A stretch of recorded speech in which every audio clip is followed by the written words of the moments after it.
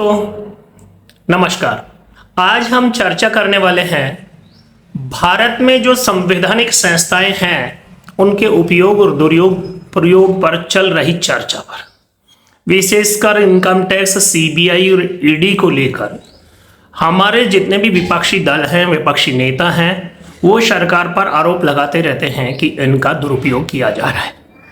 हाल में बंगाल में जिस प्रकार का घटनाक्रम हुआ और उसके बाद झारखंड में ईडी के दफ्तर पर झारखंड पुलिस ने छापा मारा, उससे संवैधानिक संस्थाओं की उपयोगिता पर सवालिया निशान लगने लगे हैं। यहां बंगाल में ममता बनर्जी जिस प्रकार ईडी के छापे के बाद मौके पर पहुंची और जिस प्रकार उनका रिएक्ट था और फाइल लेकर के निकल गई थी, वो आईपैक के मामले का जो विवाद है उस पर भी चर्चा करेंगे। लेकिन इस सारी चर्चा में आईपैक पर ईडी छापा मारने का योजना बनाती है, जांच चल रही, बनाना भी चाहिए, पर ईडी कानून से ऊपर नहीं है, ये बात खुद ईडी को सुनिश्चित करना चाहिए। इस सारे विषय में बंगाल में ईडी ने जो आईपैक के कार्यालय पर छापा मारा वो सुबह 6:40 का समय रहा होगा, 45 का रहा होगा।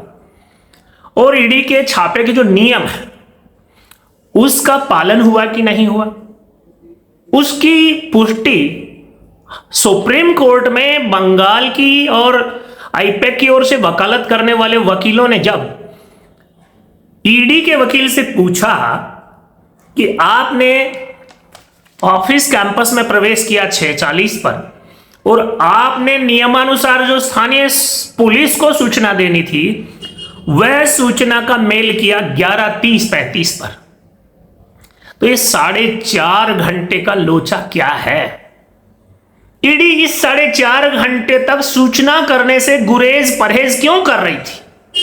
अगर ईडी अपने छापे के दौरान कानून का पालन नहीं करेगी तो क्या स्थानीय पुलिस उसे कानून का पालन करना सिखाती है? तो क्या गलत होता है? अगर ममता बनर्जी की पुलिस को 11:30 बजे सूचना मिलती है और 6:40 पर ईडी का छापा हो जाता है, तो ये जो 4-5 घंटे का गैप है, इस पर बंगाल पुलिस का नाराज होना और प्रतिक्रिया देना तो लाजमी है, क्योंकि कानून से ऊपर तो ईडी भी नहीं है। कानून के राज में कानून की संस्थापना के लिए अगर यह संघर्ष चल रहा है तो ईडी का इस प्रकार कानून उल्लंघन अपराध तो बनता है। ईडी के अधिकारी नियम विरुद्ध आचरण करें तो ममता और बंगाल की पुलिस उस पर प्रतिक्रिया क्यों नहीं दे? और ममता बनर्जी ने वहां जो किया और उसके बाद ममता बनर्जी ने सीधे तौर पर सुप्रीम कोर्ट के जस्टिस को किसी कार्यक्रम के दौरान संबोधित करते हुए कहा कि कानून का शासन है, कानून जो बोलता है, अगर ईडी उससे बाहर जाकर कुछ करती है तो ये ईडी का दुरुपयोग है। और उन्होंने सीधा कहा भारत के सुप्रीम कोर्ट के मुख्य न्यायाधीश के सामने कि लोकतंत्र को, संविधान को और न्याय को बचाने का समय आ गया है। सीधे तौर पर देश के इतिहास में किसी संवैधानिक पद पर बैठे व्यक्ति ने देश के मुख्य न्यायाधीश की आंखों में आंखें डालकर आमने सामने अब तक कभी किसी मुख्यमंत्री ने नहीं कहा था, और अब तक कभी पुलिस द्वारा ईडी के काम में दखल भी नहीं दिया गया था। यह रिकॉर्ड जो बन रहा है ये ईडी के गलतियों से बन रहा है, दुरुपयोग के संदेश देने वाली गतिविधियों से बन रहा है।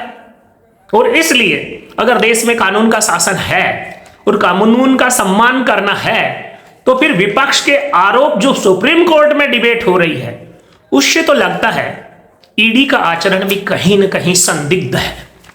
और सत्तारूढ़ पार्टी और सरकार ईडी का भय दिखाकर विपक्ष को चुप करना, डराना चाहती है। और ममता जो बंगाल की शेरनी कहलाती है, हो सकता है ममता इस बार बंगाल में भाजपा के सारे कामों के बावजूद चुनाव जीतेगी हारेगी भविष्य बताएगा, लेकिन ममता बंगाल में किसी से डरती नहीं है।